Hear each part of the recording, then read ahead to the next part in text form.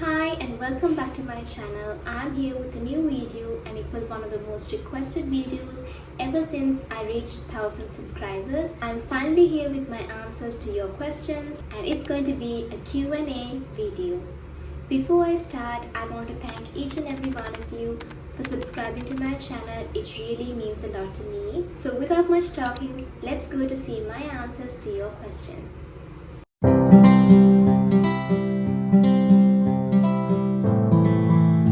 First question is, what is your school?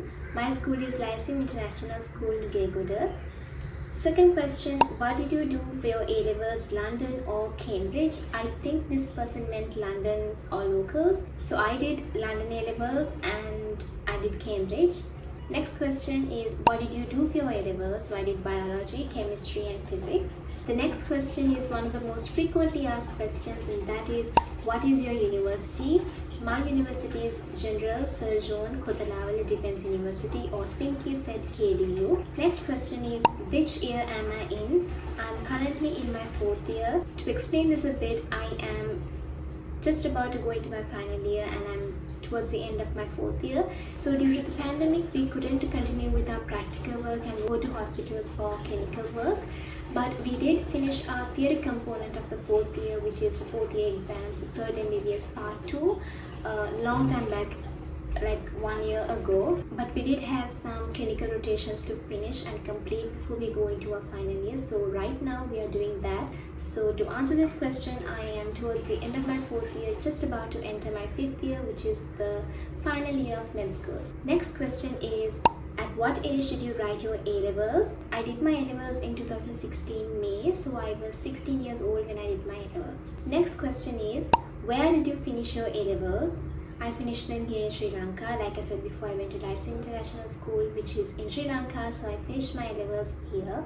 Next question is, how many subjects in med school? So altogether there are about 15 main subjects. So in the first year you do anatomy, biochemistry and physiology. In the 3rd year you do microbiology and parasitology. In the 4th year you do pathology, pharmacology, forensic medicine and community medicine. And in the final year you do medicine, surgery, pediatrics, gynecology and obstetrics and psychiatry. So that is altogether 15 main subjects. Next question is, are there rules in KDU? Yes, there are a few rules in KDU that you have to follow. Because it's a defense university, discipline and following rules is a huge thing inside, so we have to abide by the rules. When we enter KDU as a student, we get a booklet with all the rules that we have to follow and also the consequences that comes with it if we do not follow them. Next question is, my family background. So my family is quite a big one and there's 6 of us including my parents. So I have 3 siblings, 2 elder sisters and 1 elder brother, and you guessed it right, I am the youngest. Next question is, what is your inspiration to study medicine? What is your inspiration and goal? My inspiration most definitely is my mother, because she's a doctor as well. I think she's the biggest reason I wanted to do medicine. Since I was a small kid, I have seen my mother go to work, I have seen her working, and I think it really put me into that mindset of being a doctor. Even though I did not understand head or tail of what it is to become a doctor, I really wanted to do medicine and I really wanted to become a doctor just because I saw my mother and I really liked what she did. And for my goals, my immediate goal is of course right now to get my medical degree and pass out as a doctor. But my long-term career goal is always to become a good doctor. So one of my consultants told me that your textbook is not these textbooks that you have, your textbook is your patient. And as a medical student, we give very less to a patient, but we gain so much from a patient. So my goal is to give back to the patients whatever they gave me while I was a student. So that is my long-term goal, but for now it's just to get the degree and pass out as a doctor. Next question is, how did you study chemistry and physics? Because those subjects are considered to be hard. Personally for me, chemistry was my personal favorite. I loved the subject. But physics was my least favorite subject. For physics, I think what I did was I spent a lot of my study time doing physics. The other thing I think that helps is to find someone who understands what level you are currently in and help you from that level. For me, I had my elder brother who really understood what I was lacking, what I did not understand and what I did understood, and helped me to improve myself for the better. So I think if you can find someone close, or a sibling or a family member, or even a teacher who can really understand what you don't understand and teach it to you more clearly and more simply, that would really help. Next question is, how do you manage your study and YouTube work? Honestly, I don't know the answer to this, but I think because I like doing both of it, my studies and my YouTube work, I somehow manage the time to do it. I somehow find the time to do it. But definitely my priority is my studies at the moment, and YouTube I consider as a stress relief for me. I love creating videos and editing them, so I do that just for my stress relief and of course for y'all. I try to edit my vlogs while I'm traveling to the hospital in the morning, or when I have a study break, or whenever I feel like doing something else other than studying. I try to do my YouTube work. Other than that, I don't have like a separate time allocated for YouTube. Next question is, what is your editing app device used to film? Do you edit your videos yourself? Yes, I edit my videos myself, and I use an iPhone to film my videos. And to edit my videos, I initially used iMovie, which is one of the simplest editing apps that I think I know, and currently I'm using VLLO to edit all my videos. And I must say, VLLO is an amazing app for beginners like me who don't know anything about editing. It's super simple and anyone can get the hang of it in a minute or two. Next question is medicine life hard alone in the hostel without your family? Yeah, it is hard. Well, medicine life is anyway hard whether you have your family or not, but having your family really helps you mentally and emotionally. In the hostel, I'm more focused on my work because I'm alone and there's not much distractions. But of course, if you have had a bad day and you really want to talk to someone or be with someone close, I would prefer to be at home and have my family around. But I must say that I have an amazing bunch of friends at the hostel who really take care of me and who are just one text away or one call away, and who are always there for me whenever I have a bad day or whenever I have a problem. So shout out to my friends in the hostel who are my second family and my family away from home. They make my hostel life so much easier and happier. Next question is, what will you be doing if it was 30 days before A-levels? I think I will be stressing and panicking and running around like a mad cat. But on a serious note, I think I will be studying and revising and going through things that I think that I'm not confident enough in, and also maybe go back to the past papers and check out what I have gone wrong in, and whether I know the content and whether I am now able to answer those questions correctly. The next question is, does KDU pay for their medical students? This is a very common question and I have been asked this question from a lot of people. So yes, KDU does pay for their medical students who are cadets, but they do not pay for the day scholars. So since I'm a day scholar, I am not paid. Next question, how do you study continuously? I don't study continuously because I'm not the type of person that studies per number of hours. What I like to do is I would like to finish a task no matter what amount of time it takes. So if I sit down at my table and I start doing something, I want to finish that off and then get up and take a break. It could be like finishing a lecture note or finish reading a chapter in a book or whatever it is. I just want to finish one thing. So I don't work continuously for long hours, but I do work continuously until my tasks get done. The next question is, how do you get ready for exams? I try to make a plan, like a long-term one and a short-term one. The short-term plan would be to finish studying the content and maybe to finish revising it as well.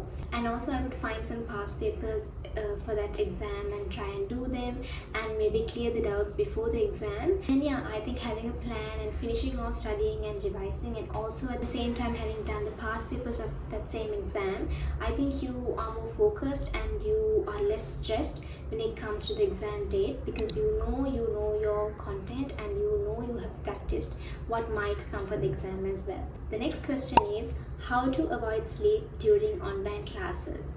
If you have online classes throughout the day, like online classes back to back, I think one good thing that you can do is shift places. So basically, if you are working in your room for one particular class, Maybe for the next one, go to the living room if there are no distractions, that is. I think it helps because the environment changes and you see something different when you look around. It's not the same thing, so you don't get sleepy and bored. And also I think you can have something to eat, like a snack, or have something to drink, maybe something really cold or something really hot to stimulate your brain. And also I think to have good sleep before you come for a class and to be mentally and physically ready to do a class, I think that will help you avoid sleep during online classes. The next question is, what were your first thoughts and reactions when you dissected a cadaver? It's very difficult to explain what I felt and what my first thoughts and reactions were.